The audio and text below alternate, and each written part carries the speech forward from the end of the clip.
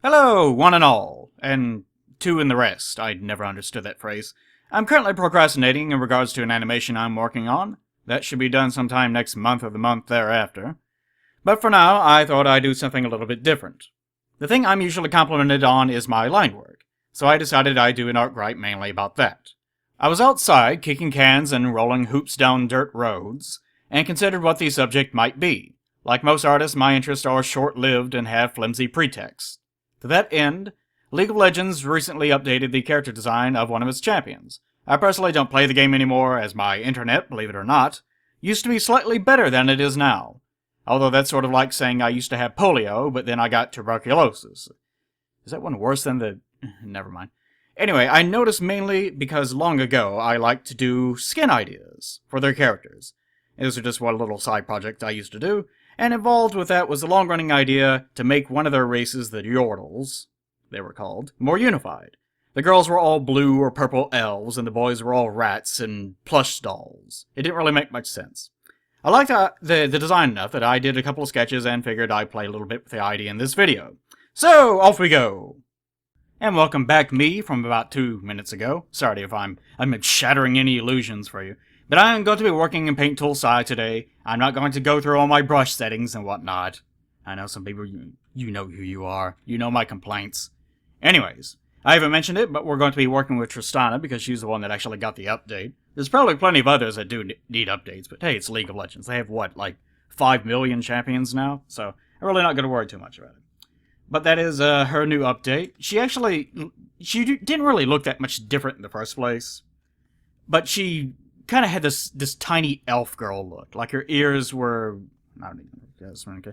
Her ears were just sort of like this. They didn't really have a kind of fur component to them. And I think she wasn't quite as squashed in a way. Her proportions are just vaguely sort of different. And it's really more in service to Yordles, what they're called. Little animal people, in other words, sort of. And it just looks better. And I think she also got some digigrade, I think that's what they call digigrade feet. Which is kind of just vaguely, you can just barely tell. These can just be interpreted as being heels, so whoever drew this got pretty clever with it. Because you can tell that it sort of looks animalistic, but at the same time it doesn't. So they kind of cheated and got away with getting the best of both worlds. So whoever you are, mysterious artist man, good work. Okay, anyways. I'm probably not actually going to be using this design specifically. Why am I pointing at the screen? I'm probably not going to be using that design specifically. But I thought I would at least get down a rough idea of her form before I start committing to what the skin might be. But the first thing that we need to do is to start creating gestural lines, trying to get a rough idea of what it is that we want. And I'm going to try to incorporate some kind of action into the overall design, but I might kind of take a step back from that. Because one of the things with making any kind of splash art, making any sort of design that we actually want to carry over into a model, or at least just people to recognize for the very first time, if it's being used as a reference sheet, is we need it to actually show off the details. Which, for those of you that have followed my art gripes in the past, you definitely know what I'm talking about because I talk about it all the time. The idea that sometimes you can't get away with making a very dynamic pose and show off a lot of details at the same time. It's pretty difficult to get both. But the general idea, I'll go ahead and mention some of her gameplay elements or something, I guess. She uses this gigantic-ass gun. And you can probably tell from, actually, this model reference sheet that I'm not going to name off her different skills, but basically she shoots people with it, of course, and she can jump from place to place with it, and so on. And also she can fire gigantic... What the fuck is this? A giant spiked ball? Sure, why not? Why the hell not? She can fire giant spiked flaming balls at people. But that's okay to do. Anyways, what we're going to try to do here is come up with some sort of action pose for her. Don't commit to anything whenever you're first starting off. There's no possible way that you can really commit to anything. Just try to come up with some very loose ideas of what should be happening. In this case, I don't know exactly... The big problem with me is her gun. Because we're going to have to try to show that off at the same time. So, I was thinking maybe with this one, she'd be flying off into space after firing that weapon, her whatnot. Maybe it could be that, in which case, you know, we would kind of have this pose, general idea of where everything needs to be. We're not, again, these are just gestural lines, we're not nailing anything down, but sort of that general idea. And that would be one pose idea that we would have in stock, in our barrels, just ready to fire off at any time. Other things we can do, let's see. A lot of it is going to, if you find yourself staring at the screen, thinking about various things, which I'm not allowed to do at this point, because I'm making a video. But if you find yourself doing that, believe me, that's perfectly normal. Because it takes quite some time to get this stage of the drawing done. In many ways, this is the most difficult part. Because you are trying to do a lot of different things that really have not much of anything to do with the drawing itself. What was I going to do? It was going to be... And this is another trick I'll do with my gestural lines. Of course, you see this kind of thing. You see this all the time, where someone draws a face and they just create that composition where you can see where the curvature of everything's supposed to be. With me, I like to kind of do a spine down the image, like especially if I'm doing a lot of complicated curves and things like that, like the body is contorting in some way. It's nice to have that kind of central line to work down. And of course, again, these are all gestural lines, so don't commit to anything. Let's see. Again, the major problem that I'm going to be having is with the gun. Because she needs to be grasping it, so that's going to be interfering with a lot. Because the gun is so big in comparison. It's the size of her body. She could fit herself inside of her own weapon. So that's going to be the primary issue. Just trying to get this... Let's say we hang it down here. Just trying to get it in frame, but at the same time have it not interfere with anything else. And, say it was just like a sword or something, it would be so simple. We could just, just that, and that would be it. That would be our sword's location.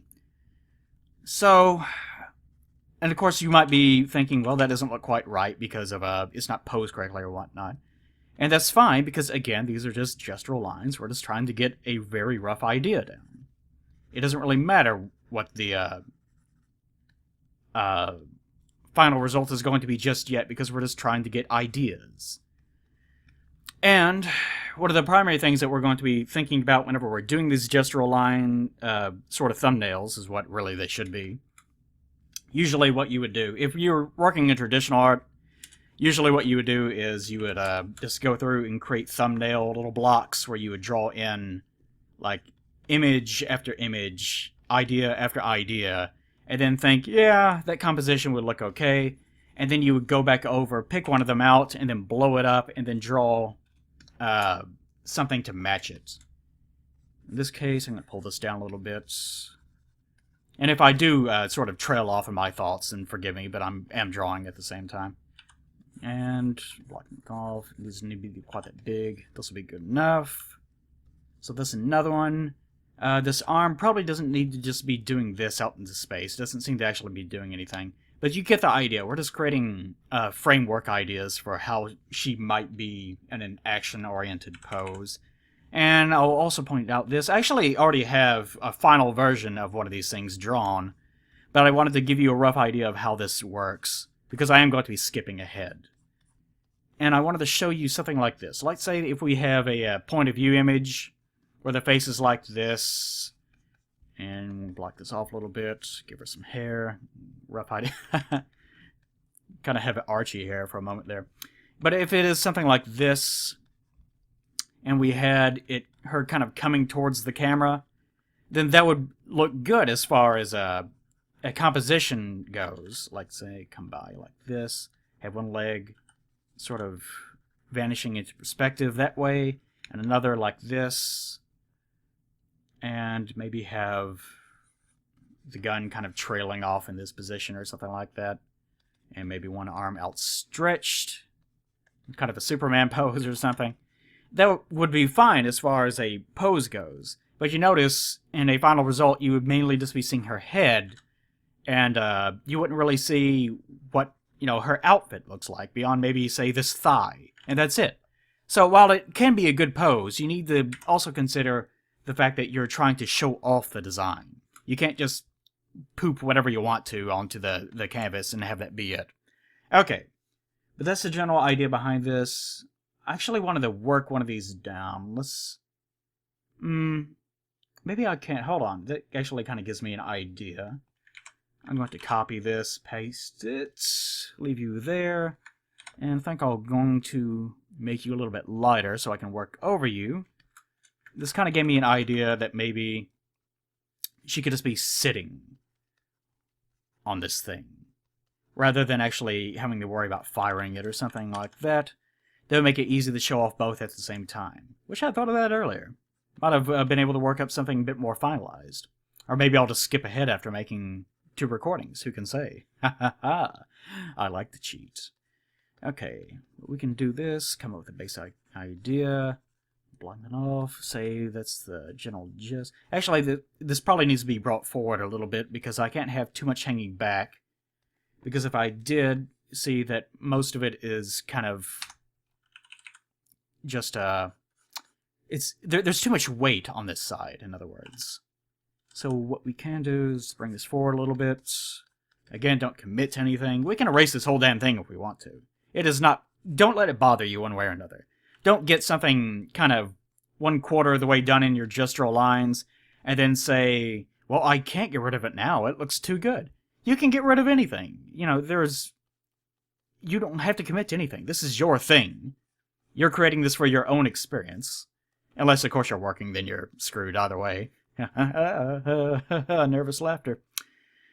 But in the case of you just practicing on your own, certainly there's nothing holding you back except for yourself. So let's try to get this down a little bit more. Her head's not quite that big, though. So what we can do is pull this down just a little bit. And if you are lassoing things off, I am trying to move quickly, but at the same time, don't worry too much about getting proportions, everything exactly right whenever you're first laying down these lines. Because, again, these are just really, really rough ideas of where everything could, in theory, be. And let's say something like that. And that could be a very rough idea. But because it is going to have to fade off, because she does need some overhang for that, then I might do something... Let's blow this up a little bit more. Let's make it occupy more space. Do this. Pull it up. I'll try to hurry this a bit along. What we can do, pull that down, try to make this fade a little bit into the background. Work back over and have it this time, if I can get my gestures correct, this time have it fade a little bit off backwards. Not quite enough. It's not quite enough. A little bit more. Let's exaggerate a little. If you find yourself struggling with something like this, then I find it the easiest thing to do is to exaggerate it to the extreme. Like if you keep pulling down and you just keep doing it over and over again, then eventually just say, you know what, I'm going to make this, I'm going to force it. And just go as far as you... Go to the point where you think that it's actually working to your disadvantage, and then pull back. Because especially when you're working digitally, that's really not going to hurt you too much. Okay, that's a general idea. And of course now this is not matching up with anything under it, but I'm still working with the basic premise. And as you can see, because I use that perspective, now I'm given a little bit more leadway in the general layout. And now I can blow this up a little bit more, and she can occupy more space in the composition. And because this is sort of a wallpaper thing, a lot of this is going to be negative space. Whenever you're making a wallpaper, usually people hang things over here on the right side of the canvas. And that is to ensure that whenever it's actually acting as a wallpaper, of course, people are going to have little icons over on the side. And they're usually going to be on the left side, upper left side of the screen. Unless you're one of these assholes that has like a million of them all over the place. In which case, I guess it doesn't really matter what sort of thing you have in your wallpaper to begin with. But most people do it like that. So that's the reason why it's like that. So make sure that it looks good on this side. And whenever you're doing this, you're probably going to have... Actually, let me demonstrate this. This is letter H on mine. But you also want to make sure that whenever you're drawing that, your monitor might be tilted slightly to one side, which I think mine is, actually. And that will cause you to kind of skew things either to the right or the left. And that means, like C is doing it here. And I'm going to, you can use Photoshop's free deform or its perspective tool, I think. And you can very easily move this over just a little bit, flip it a few more times, see if that's right. And that more or less is going to be correct, so we can roll with that. Okay. But that seems to be okay as far as a general sort of layout idea goes. I imagine her thing is going to be like that. And let's add some grass down here, because why not? And finally, this looks like crap, doesn't it? It does look like crap, and it's supposed to, because this is just a really, really rough idea of what a primary stage needs to look like. And we don't need that anymore. Let's go ahead and rename you to layer 3, just to have you out of the way. And I think I'm going to roll with this one, actually. So let's get rid of you. I don't need you. And let's name this, now that I'm thinking about it appropriately, let's name it primary. Okay, we're going to have this. This is our base primary. This is our very, very, very beginning idea. And now that we have this sort of general idea down, now you start adding in, not your finished lines, that's for sure, but you can go back in and start just working your shapes in, like what you know for certain the general proportions are going to be. And this is going to be our second stage of line work. And at this point, you do want it to focus a little bit more on getting things right as far as where their placement is. Like, say, this is going to be a nose area, this is going to be, say, she's smiling, why not? Although it's not really that important to think too much about that. Sort of that area, and I guess her hair will come down about here, work over here, probably not that far over. Again, this doesn't have to be exact, because this is just stage 2. But the general idea is to get as close as you can while moving as fast as you can. Although if you want to take your time, you can. One of the things I'm known for is just working pretty fast, I guess. Or making things look at least respectable in a short amount of time. I'm not trained in industrial painting or anything like that. Those guys are amazing. I love what they do. But I can't do that. I wish I could, though. One of those things that if I had enough time in life, I would probably go to some school or get some private training lessons to be able to figure out how to do that appropriately. Because it does require some training. Because as industrial painters, you are trained to paint in sort of the same way that everyone else paints. That way, everything looks more or less unified whenever you're doing projects for larger corporations. Okay. Let's get some hair down like that. Very general idea what it should look like. The clothes really aren't important here. Clothes are never important. Okay, I'm not going to go down that road just yet. We'll save that for later. But you can get some basic lines down just to kind of give yourself a general idea. Now, I've noticed already that the proportion's a little bit off because her hand needs to extend all the way down here. But her body really isn't big enough for that. So let's enlarge her just a little bit. We need to make sure that the proportions are more or less correct. I'm not going to break out the ruler and start worrying about things like that. But the general idea, and of course, her proportions are a little bit squashed because she does have this body type. So her head is going to be a little bit bigger. Her limbs are going to be sort of a little bit stockier.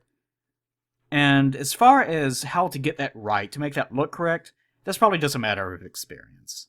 You can sort of create your own guidelines, literal guidelines. Like, say, if you have in Photoshop, if you can turn on your view to create rulers on the side, then you can drag over little markers to make sure that everything's matching up correctly. But like the actual human bodies, the proportions need to stay true to themselves. And in this case, of course, as I mentioned in the past in other videos, the elbow sort of needs to be aligned with the bottom of the rib cage. The wrist needs to be sort of aligned where the crotch area is going to be. Good old crotch area. And the hand needs to extend, of course, a little bit below that. Should I cross the legs here? No, I don't want to hide too much. I don't want to hide too much, so let's bring this down, have her stomach sort of fold up like that. Although I do want to show off her stomach at the same time, so maybe I'll bring the legs down like this, and just bring... yeah, okay, they'll look fine. And have it be sort of like this. Okay. Hope her gun doesn't fire while her legs are dangling dangerously in front of it. I'm sure she'll be fine. She'll be fine. The League doesn't really care about that sort of thing. Her summoner will fix her. Her summoner won't fix her. Okay. And it looks sort of like that, and that's going to be our secondary stage. If you're working with background elements, like you don't necessarily have to redraw this or anything. But just make sure that the general shape remains the same. Okay, but that is the general gist of a stage 2. You can actually keep doing this over and over again, just working layer upon layer to try to get everything as exact as possible if you want. It just depends on how exactly you work. And some people don't even do this, even if they're doing line drawings. They might actually start with color. You know, you can start any way you want to. Don't let anyone dictate exactly how they work to you as far as what you should be doing as far as how you work. Unless, of course, again, it's industrial painting. Because the way that we learn and the way that we adapt to how we're drawing ourselves gives us our own distinctive styles. And whenever you try to imitate other people, that can end up being detrimental. It can make things look a little bit like theirs, but it's really never going to be exactly the same as if you develop something on your own. That said, it doesn't have to be overly exaggerated, your style. You can create something that looks pretty distinctive, but is not going to be so intense that, you know, it can't be, that it can't not be distinguished from someone else. Okay. But you notice this sort of looks like a mannequin in some ways, because all I've done is just create zones for where everything needs to be. Just lines right there. Like this would be upper arm, forearm, hand, and so on. And if I had enough resolution, which I actually do, but I'm not going to be that worried about it just now, then I could go down to things like fingers and joints and whatnot. But this is a general idea for a stage 2. Work that down. And the only thing you really want to concentrate here on is body zones and maybe major curves in where those zones are. Like, for instance, Tristana right here, she's sitting. Her stomach is obviously going to sort of fold in on itself because she's sitting like that, so you just want to have this line right here to remind you of that. But that's the general idea for step 2. Let's move this down a little bit. And of course, we've done that, so we can move this one down even further. And you can reduce opacity, or you can just bring up your hue and saturation tool and move your luminescence around like that if you want to. And then after that, whoa, what did I just do? Selections. Oh, okay. Get off of that. Okay. And finally, this is probably going to be our last primary line. And this one is kind of important because, again, this is how I do things that I'm talking about. That this one is going to be more or less important because I'm going to bring this one down for sure. I can get rid of these other two, so it's really not much of a problem. But this one is going to act as our primary, so to speak. And it is going to basically be our line texture for much later on in the process. And after I'm done sort of showing you this, I'm probably going to skip ahead. And I might actually end up using this specific one that we have made. Or I might use the one that I came up with before. I haven't quite decided yet. I'll decide after the cuts.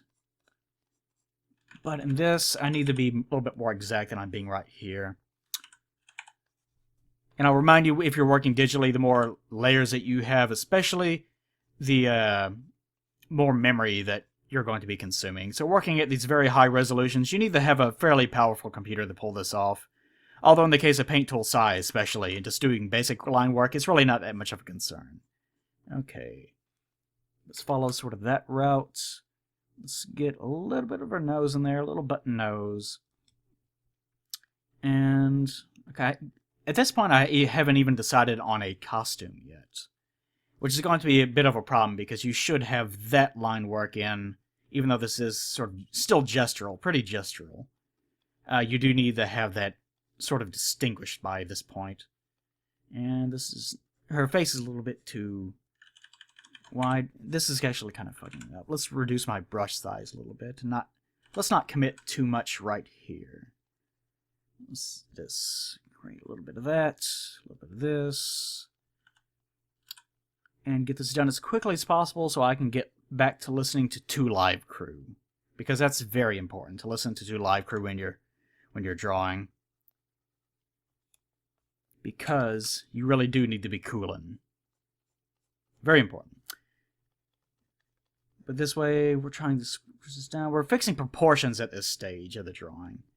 And she looks a little bit weird because her eyes are not quite right. And you're going to spend a lot of time in this stage of the drawing. Probably more than the other ones put together, actually. Because you're just going to be working over and over again. And one thing that I probably should be doing, but I'm not doing here because I'm trying to move a little bit faster, is work with something a little bit lighter as far as, actually, it does need to be dark, but the density. I'm hitting my number keys to change the density over here. I'm going to bring it to 80. And the density does need to be set to the point where you can work over your own lines to make things a little bit more... You see how it's kind of blurring with one another? This makes it a little bit less committal. That way you don't have to worry too much about your lines completely blocking one another off and making things hard to see. This is a general idea how this works. Just trying to get basic forms set down and finalized, but more importantly, get all the proportions set and make sure that whenever you begin your final line series, then it's going to look okay. And her head might be a little bit... Let's squish this a little bit. See if that looks a little bit better. Yeah, that looks a little bit natural. Don't be... Still, even though you're kind of in sort of the later primary stages, again, don't... Feel free to just completely destroy the image if you want to. It does not matter, because we've only been working for about 25 minutes now. And speaking of it being 25 minutes now, I might just skip ahead here in a second. But this is the general idea. I've probably showed enough as far as that goes. And I'll go ahead and show you the one that I have finished already. Let's turn you guys off. I created a farm Tristana in the process. I did this earlier just to make sure that I had something to show for it, because I wasn't sure if I was going to come up with something that I actually liked or not. This is a little bit more loose. This is set to 1 layer because I worked over the other ones already. This one is more or less how it's going to look after you're done with that sort of tertiary, or even if you get to 4 of them. You know, just use as many as you want. But you do need to keep moving them back down over and over again, reducing the how heavy the line work is so that you can work over it a little bit easier. And again, this is pretty gestural, just to give you an idea of how it should look and whatnot. With the Farmer Tristana, I was thinking about new skin ideas, and the drawing that I did before, one of the last things I did was just make this little wheat stalk in her mouth on the other drawing that I did. And I liked that enough that I decided, you know what, I kind of like the idea of having a Farmer Tristana. And one of the things I was actually thinking about whenever I was doing this one is I'm not sure how farmers should look. Even though our family is, of course, nothing but farmers. Just poor, worthless farmers. I'm used to seeing how we dress all the time, so I kind of don't really connect as far as what we should look like to be considered to be farmers. People think of overalls and coveralls and whatnot.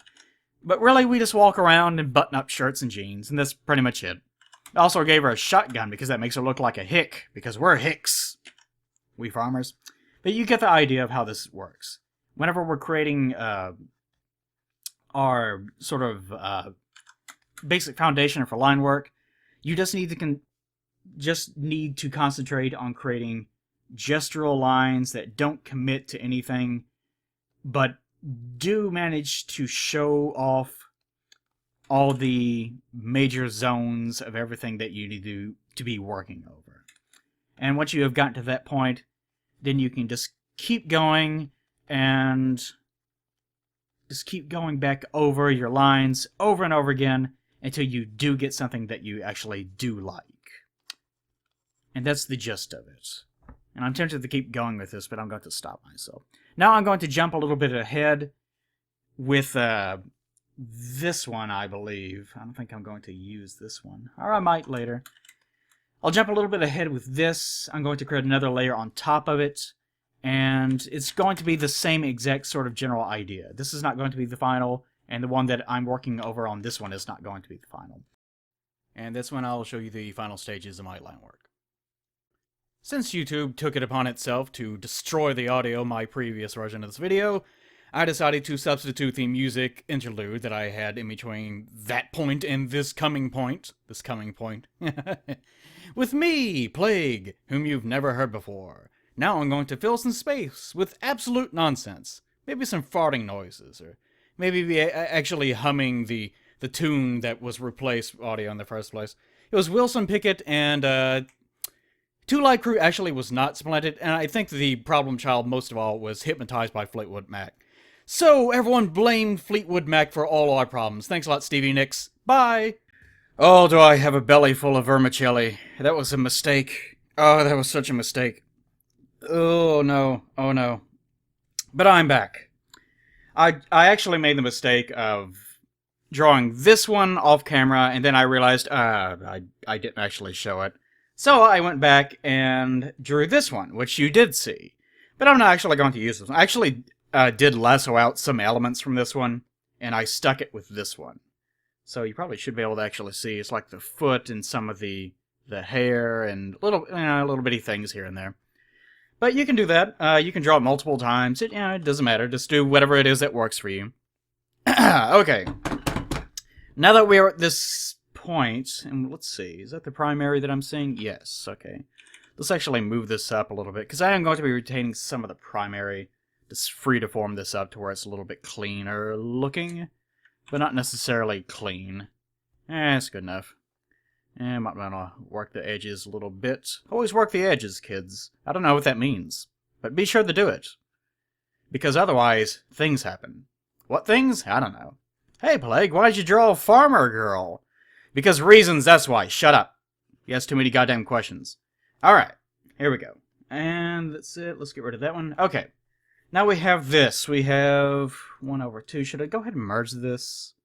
Yes, I think so. Actually, let me get rid of the eyes, because that's going to... Oh, I never added this little line right here. Okay, that's good. Alright, that looks more or less okay. Let's reduce this down a little bit more, though. I want it to fade just a little bit to give it a little bit more life, if that makes any sense. Because, let's see, let's leave it at 100. See, that's a mess. This is a mess at 100. If we take it all the way down to 0, we completely lose everything about that layer. Whereas if we kind of just adjust it just a little bit, say right around here, this, what I personally prefer, you might be shouting, no, bring it, like it's fucking Price is Right, no, bring it to 40, or, I don't care. This is my drawing. Mine, I can do what I want. But I'm going to merge this down, and I am going to change the saturation a little bit. By the way, for those of you wondering, the reason why usually people work in blues, well, there's multiple reasons, but usually you want to work in something that's sort of a light color. Like, normally draft pencils tend to be blue. And usually that's because it fades very easily into white. And especially if you're using a pencil, you can just erase it back down. And that just leaves barely anything that you can actually see. So it's very easy to just, brush aside and get out of the way. Anyways, it doesn't have to be any specific color. We're working digitally. It just so happens that I prefer to work that way. Anyways, but since this is going to be near final lines, I'm going to reduce this down a little bit. And even though she is blue, well, purplish blue these days.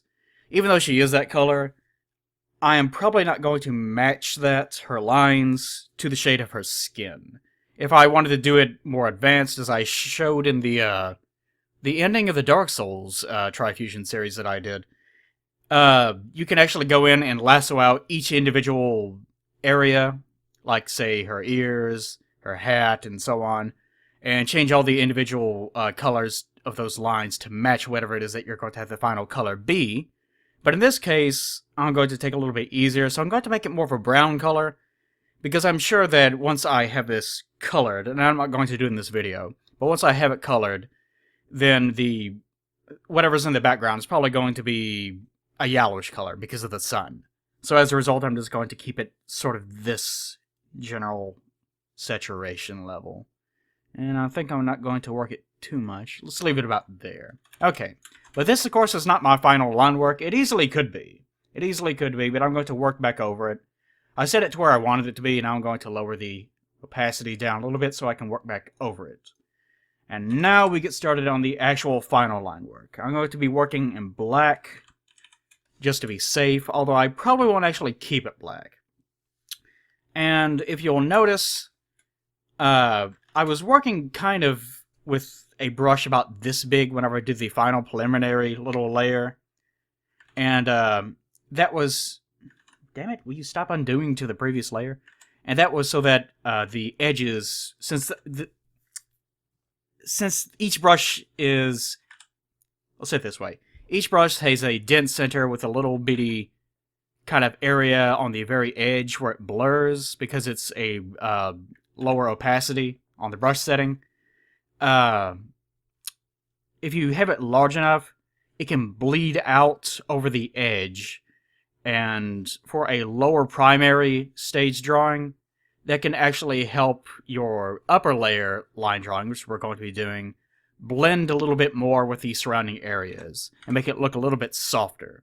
Otherwise, if you turn this off and just work with these hard lines, this is a different kind of style, and I really don't like it to look that way.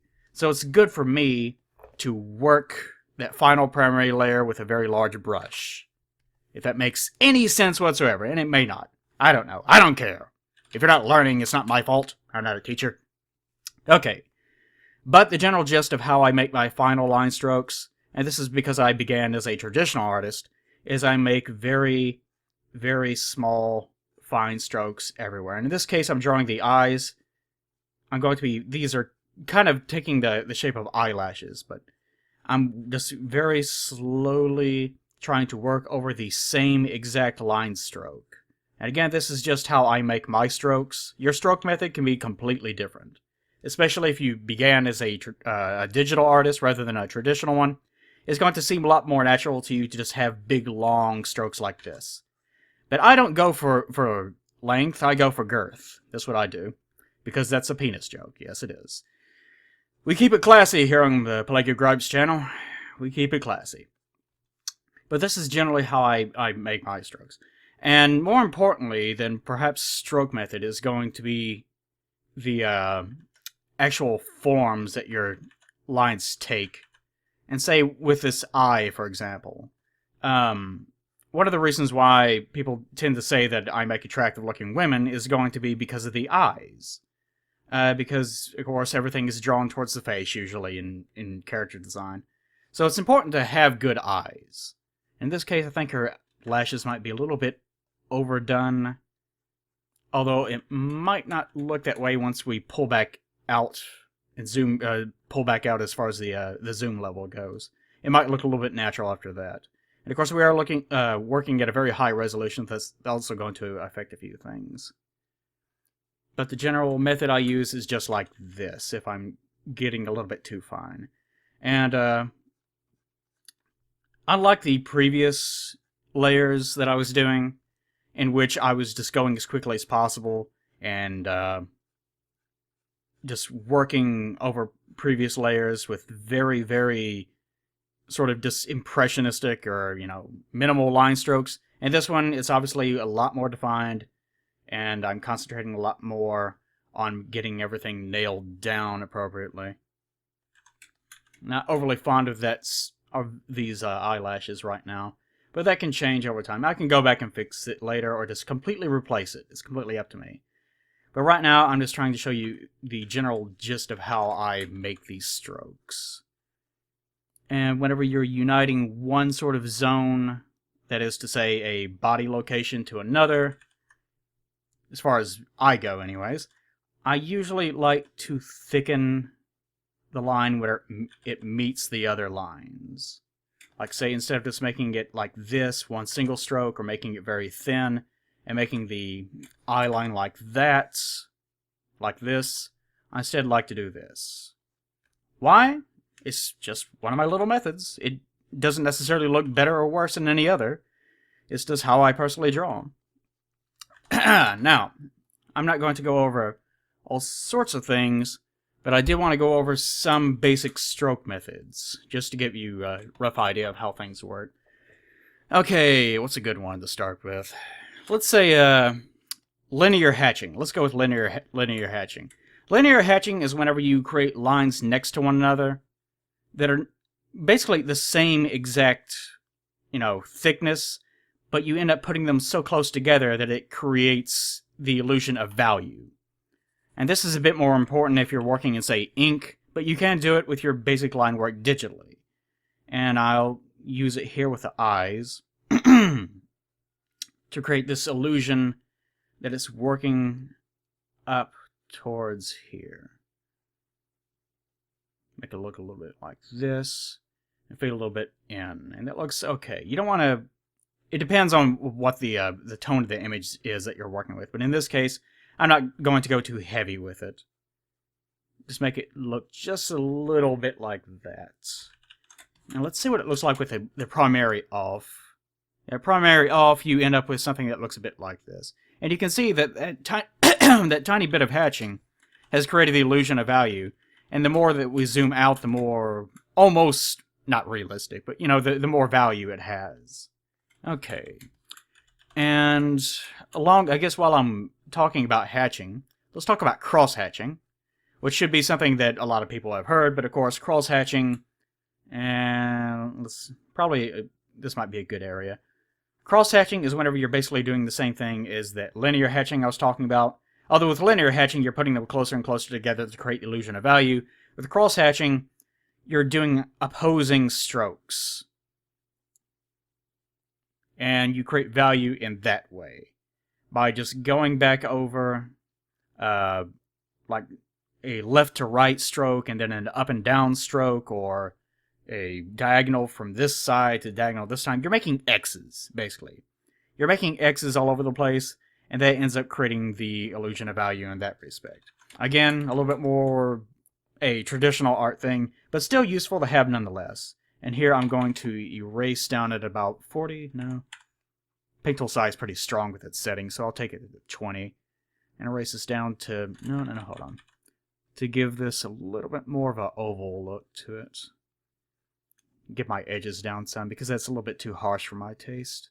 I probably won't even really have many of these hatching strokes in the final result, but I want to show them to you. Okay.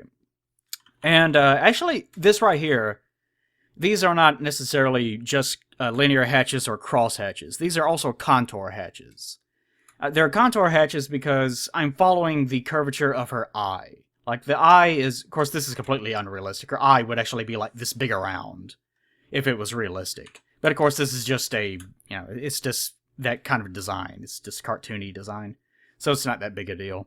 But contour lines is whenever you follow the shape of something. And you're creating value by going down, like, in this case, the eye kind of follows this route as far as line goes. This directionality. So you notice with these hatches down here, these are contour hatches because they follow that route. And let's see, what else can I... one thing that you can, there's also the ability to hatch using short hatches, which is kind of the same thing, except I really don't have a good example for it right here. But short hatching is whenever you are just creating very small individual areas like this. And this might be a little bit more useful whenever I get to the genes or something like that. But this is short hatching is whenever you're just sort of creating this value using much smaller strokes. Tightly packed, they don't have, the lines themselves aren't very long. They're just very short, very condensed line strokes like that. That's short hatching. That's one thing that you can do. And all of these are for the sake of creating value in your image. You're not painting Again, this is more of an inking thing, but it really goes a long way to your line work. But they are mainly for the sake of creating different kinds of values. And another thing, what else can I talk about as far as... There's a lot of different kind of gestures that you can create in lines. And one is scumbling. I can talk about scumbling, I guess. Scumbling, that's almost kind of scumbling right here.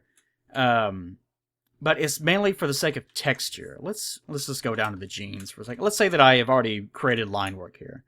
And scumbling would be, say, just creating a lot of little bitty random strokes in all directions. And the only thing this is supposed to do is just create the illusion of texture. And the more tight you get with them, the more value it creates, because it makes it look a little bit darker. And if you create enough of them in the same area, then and surround them with little tighter packets, then that creates the illusion of a gray value because there's so many of them. And the things where you haven't placed any of them will eventually become your sources of light, if that makes any sense to you. And it probably doesn't, because I'm a bad teacher. I'm such a naughty teacher. But this is good enough. It's good enough. And stipling is another good one. Where can I put stipling that would make sense? Not really much of anywhere, I guess. Maybe the hat. Hat kind of has that vinyl texture to it, I guess. Let's get the ridge down a little bit right there. And actually, another thing to talk about is the level thickness. Where you want it to be darker, where the edges are moving away from where the light source would be, then you're going to want, obviously, thicker lines. Whereas with this, if you're on a place where there's going to be a lot of... or there's not going to be much light, it's going to be much darker. And always keep in mind where exactly your light source is going to be. In this one, I'm either going to have the light source be like a sun right here, or probably more likely it's going to be right here. Because there's going to be so much...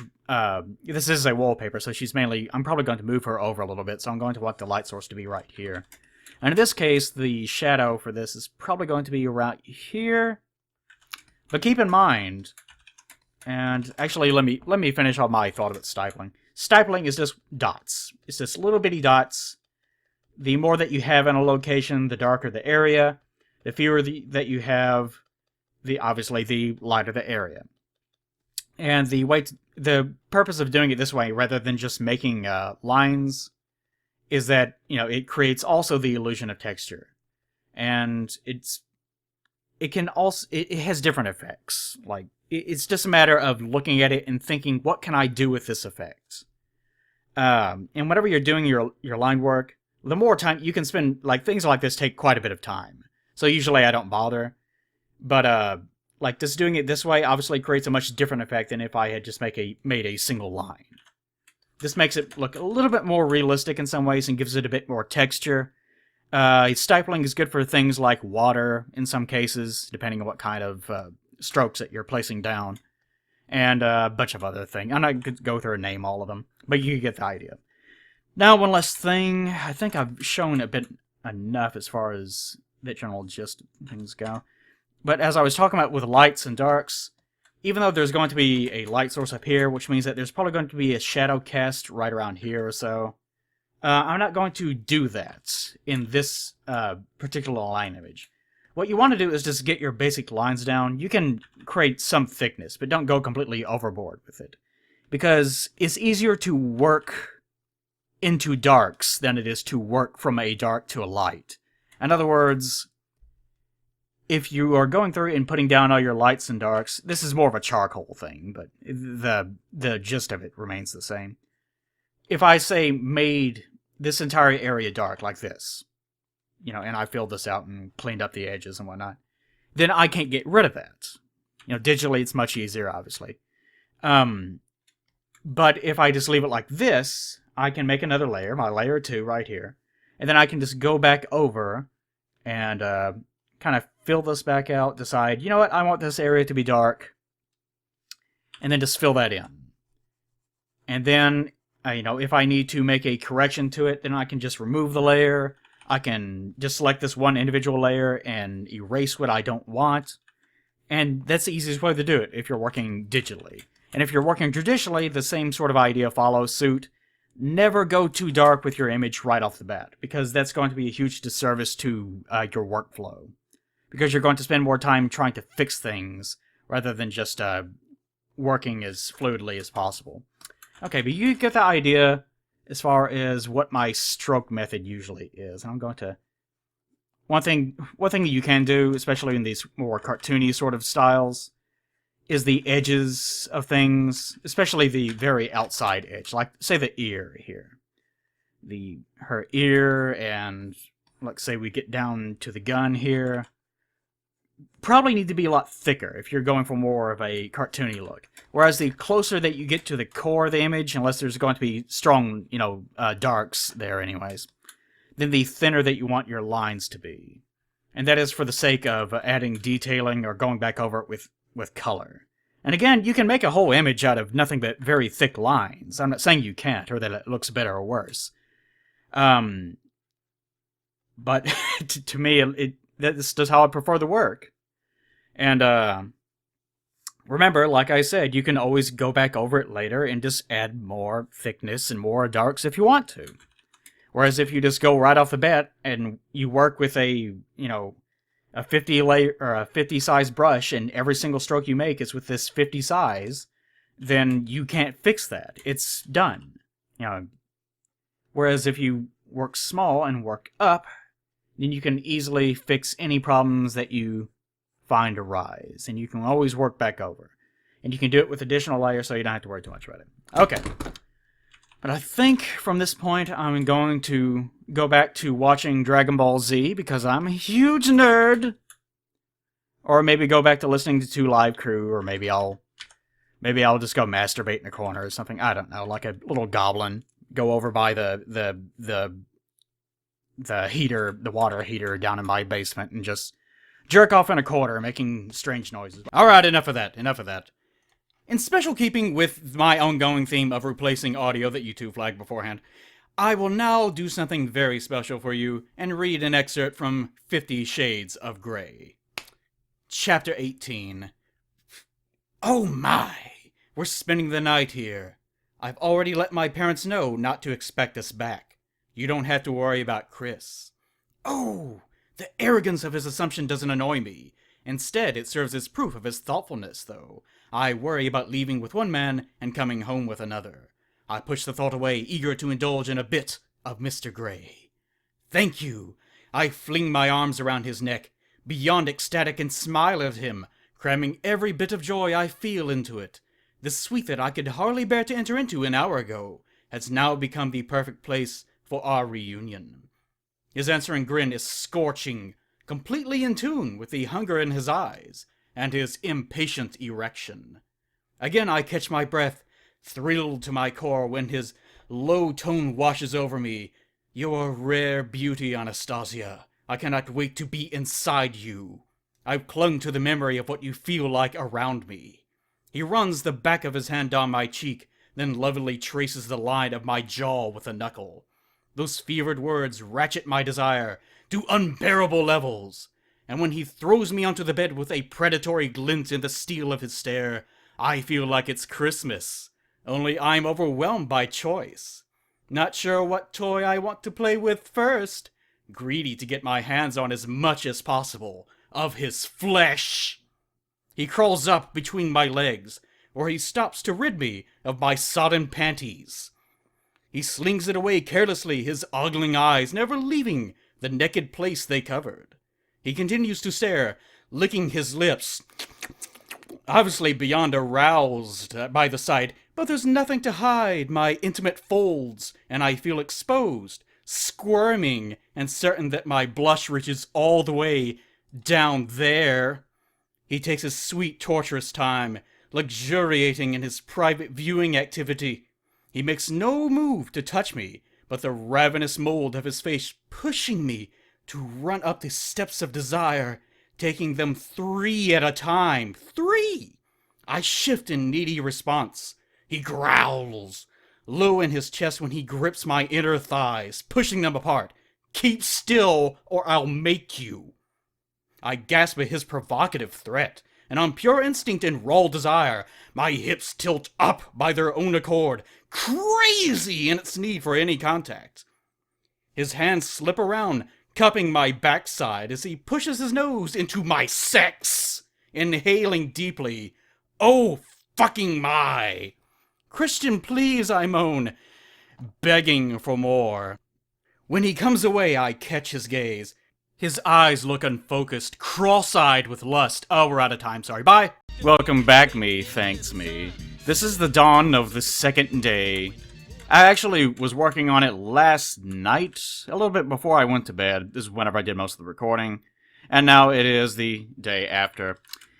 And that's important, actually, because if you work on something from start to finish all the way through, you tend to miss certain things. And in this case, it wasn't really that bad. Let's see. I could probably tilt this a little bit too soon. Actually, that doesn't look too bad. She needs to be leaning anyway, so her going to one side isn't that bad. Looks okay to me. But it is important to take just step away. Step away from the computer for a while, then come back, or the sheet of paper, or the toilet paper, whatever exactly it is that you're drawing, or doing whatever it is that you're doing to things on. You know, it's your business, your business. But just make sure that you step away for long enough, that way it gives you a little bit more of a fresh take on things, whenever you come back to it. Okay. Now, I pretty much got everything done. I think you've seen pretty much everything by now. I've done some minor fix-ups, like I didn't notice that I had left this one line in between the laces, so I get rid of those. Just lots of little bitty minor things. Just go ahead, do some cleanup work while you're at it. This is a lot more of a pain in the butt if you're working with traditional inks, believe me. Okay, but we're kind of at this stage. One thing you can do digitally, at least, excuse me, is you can just copy the layer back onto itself to darken up your lines some. And you don't have to set it to multiply or anything, it'll do this on its own. Because again, you are working with a brush with this sort of opacity on the outer edges, as you can see here. So that's automatically going to make things a little bit thicker or darker. But you will notice it's a little bit too dark in some areas. Like if I turn it off and back on. To me, that's slightly too much, so I'm going to bring this down just a little bit. About 65%. How's that look? Yeah, it just shored up just a little bit, and I'm going to merge this down.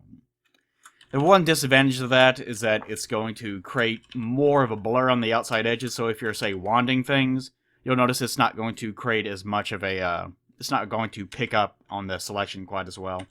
Whereas if we just picked one on its own, it's a little bit, you gain just a little bit more. Of course, it's still not going to be seamless, because we are working in these outer opacity lines. But still, it's something to consider. Okay. But at this stage of the drawing, we can essentially, we can say that it's done, you know, if we wanted to. But one thing I like to do is create myself a new layer, and then just go back over and do little fix-me-up little things. Like, say, just adding little bitty things here and there. Just whatever I can think up. Showing up all the little loose details. Which is not going to make a huge, you know, astronomical difference. In the same sense that drawing over a primary layer will, of course. But it's still going to be something that makes the image look that much better. Let's see. What's my primary look like when it's turned off? Yeah, see, whenever you get rid of the primary entirely, you do lose some of that overall texture. Which, it depends on the style you're going for. If you're going for clean lines, like say if you're doing an animation, or if you're doing something that's, you know, going to be in, say, an illustration or something, like a book, then obviously you want clean lines, so you don't want this. But in my case, I just like the look of it, being a little bit more sketchier than normal. So I tend to leave that in. And actually, what I might do here... Actually, I haven't made that much progress, so let's just get rid of that. Let's go in and start blocking off deep blacks. Anything we would consider to be completely black, or near black at least. Just go ahead and block off everything that will absolutely be black. And once we have that worked in, and I'll just show this one little section on the hat, I'll do it everywhere else at the same time. But once we have that in, then we'll be able to work up using our hatching technology that we have developed for ourselves. We'll be able to use that to create the illusion of grays. That way we can fade into these blacks if needed. Okay, that's good enough. Should be able to close it off. Now, of course, we are working at a very high resolution right now. So whenever we shrink this down, we're going to lose quite a bit of all the little tiny flaws. Is that it's in the original? Let's clean that up while we're thinking about it. Whoop. Right there. Okay. And like say if we have like a stray pixel right here or over here, we can notice it at this resolution. But once we shrink it down to 1920, then it's really not going to be that big of a deal. Okay. Here we have our dark black. And we can see how this looks if we turn this off and on. Looks a lot better, doesn't it? It gives it a lot more value, helps whatever is supposed to be lighter pop out a bit more. And we have some stray lines here. We can bleed this over without too much consequence. And shore up the outside lines like this. And to create the value that we were talking about, because like say here, this is too hard. This is too hard of a contrast for the amount of light that's supposed to be hitting it. So here's a good opportunity to do our hatching.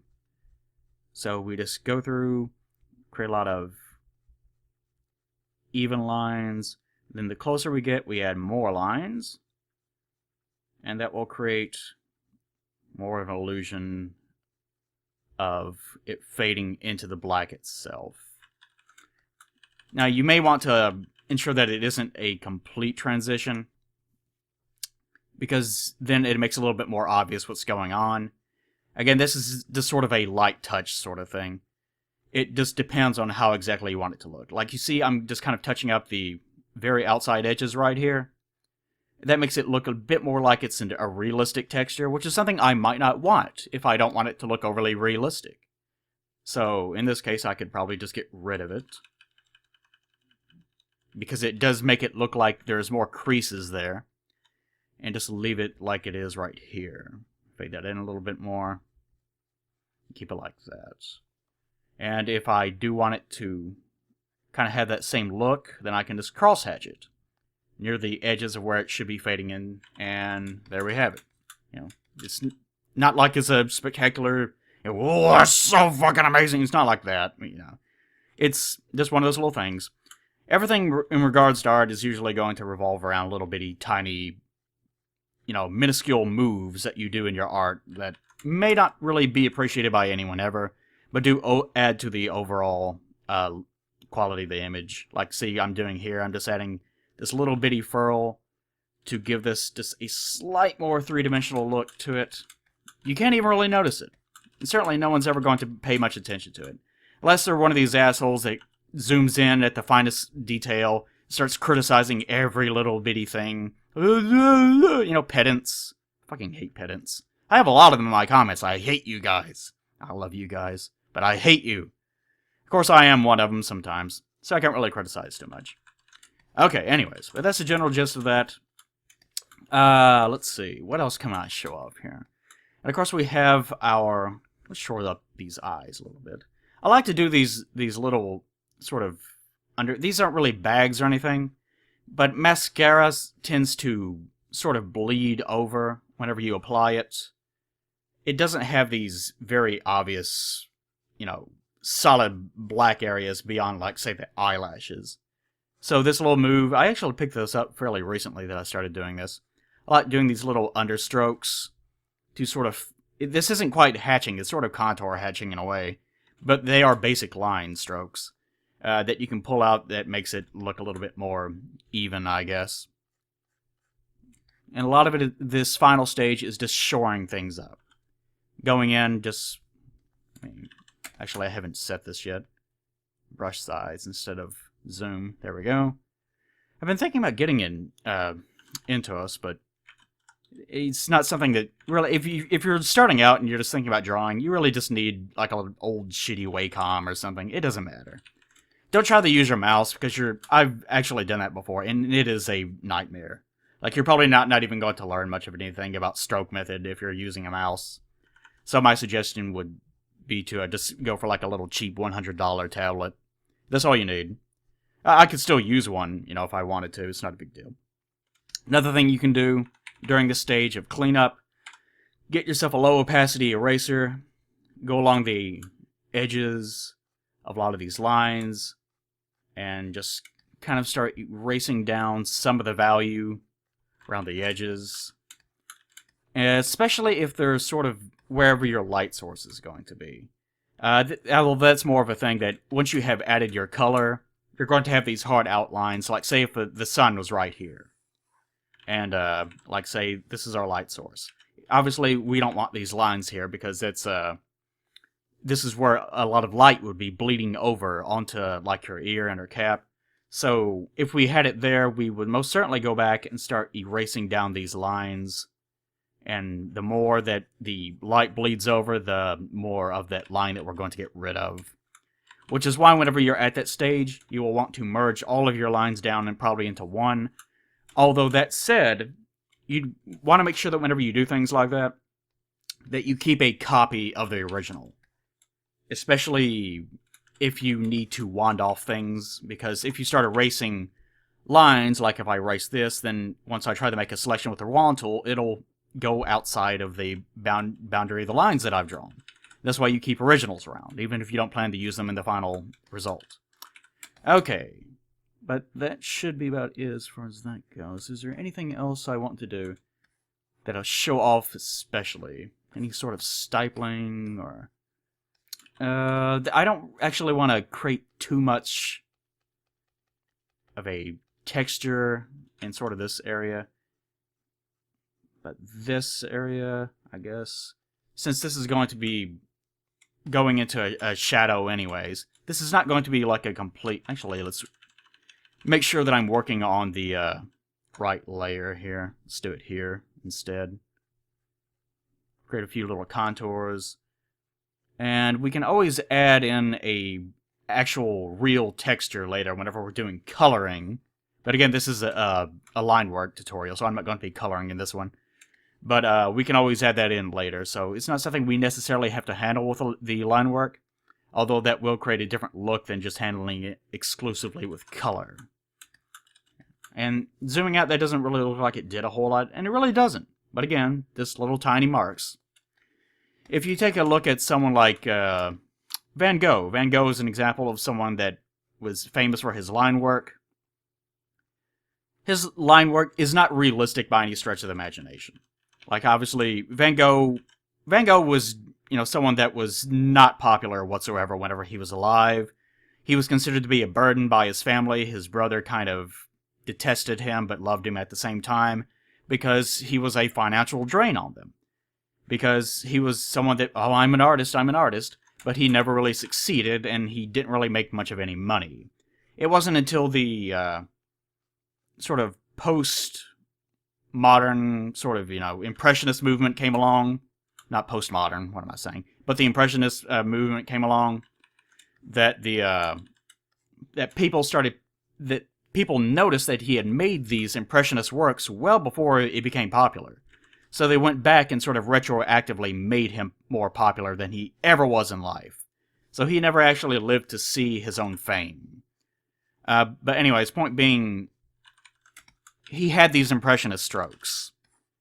And with all of his final sort of more infamous line works, a lot of them are just very gestural, meant to evoke feeling and show movement, rather than actually depict real lights and shadows. So there's a lot of sort of wavy sort of lines that are intersecting with one another and things like that. And that's to create value, but also to try to, like, say if you're... what's the name of that sculpture? There's like a sculpture called The Bird or something that's famous, and it's basically just like this. It's something sort of like that. It's not literally depicting a bird, but it's supposed to be depicting the feel of a bird. The movement, the speed, the sort of lines that go along with the bird, the personality of a bird. And whenever you're creating your line strokes, that's something to consider. Of course, I'm doing something a bit more cartoony here, so really, it's not really going to pertain to what I'm doing. But whenever you are applying your strokes, you really do need to be thinking a lot about the personality, the subject matter that you're working on. And in this case, obviously, Tristana here is, you know, kind of not really aggressive, but she's very playful and obviously a fighter. So in your line strokes, they should be kind of heavy, kind of more bold, I guess. You don't want it to be too loose and too fluid. Although, of course, having the curves doesn't necessarily mean fluid. It just means, you know, well, they're just curves. When I say fluid, I mean, you know, something like everything kind of conjoining and doing this, and everything's united in one great whole that's moving from one to the other. So, say, this, instead, if it was fluid, like her body type would be like this. Or actually a bit more like that. And we don't want that, because that's not quite her personality. There's a lot of different kinds of strokes that you can apply, and they're all going to serve different functions. But you might be saying to yourself, I don't even need to worry about that shit, because I'm nowhere even near this, because my problem is form. And I appreciate that, and that's just going to come down to practice and, you know, your style. Because it is kind of easy for me to talk this way, but at the same time, you need to, actually learn your own style before you can actually start worrying too much about minor processes like that. But I guess I'll leave it at that. I might do more of these in the future. I will finish up the line work and show the final result here. I still need to do some background elements. And of course I will, as I have time to concentrate, I'll go back over and shore up more of these little minor details. And I'll show you off the end result of that.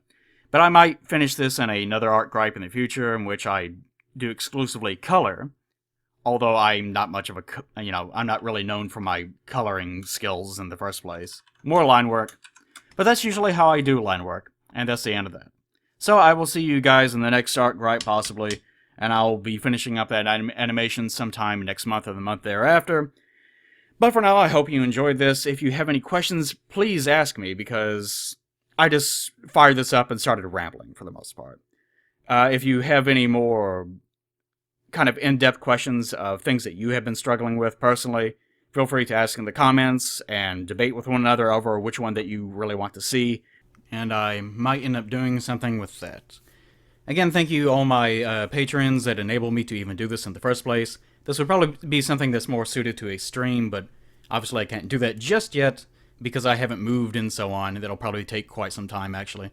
So, thank you once again, and I will see you guys next time.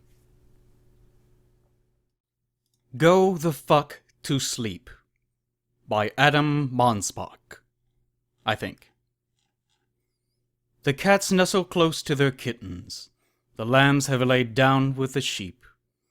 You're cozy and warm in your bed, my dear. Please, go the fuck to sleep. The windows are dark in the town, child.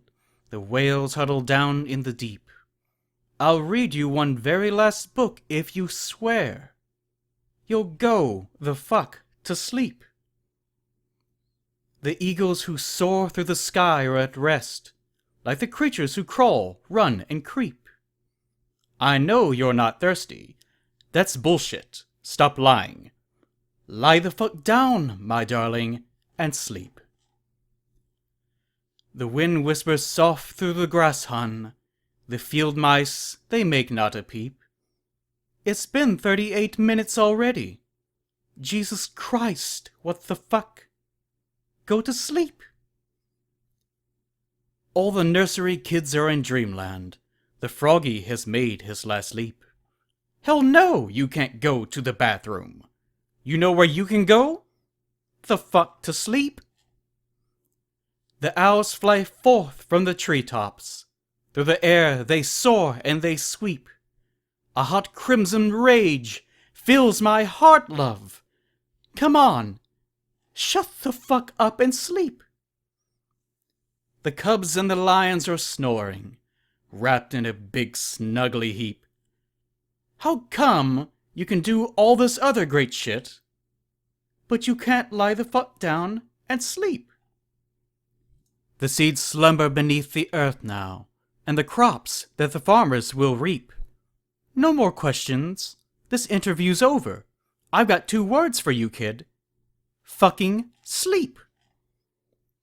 The tiger reclines in the simmering jungle. The sparrow has silenced her cheep.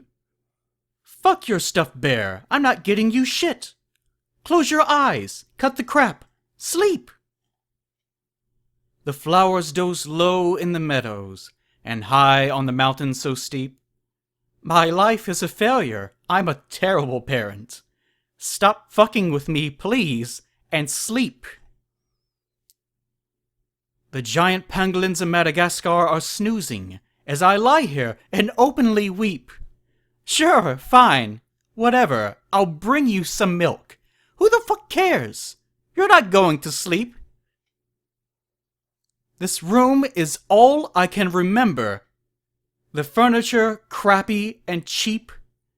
You win, you escape, you run down the hall. As I nod the fuck off and sleep. Bleary and dazed I awaken to find your eyes shut, so I keep my fingers crossed tight as I tiptoe away and pray that you're fucking asleep. We're finally watching our movie. Popcorn's in the microwave. Beep. Oh shit, god damn it, you got to be kidding. Come on, go the fuck back to sleep. The end. Go the fuck to sleep.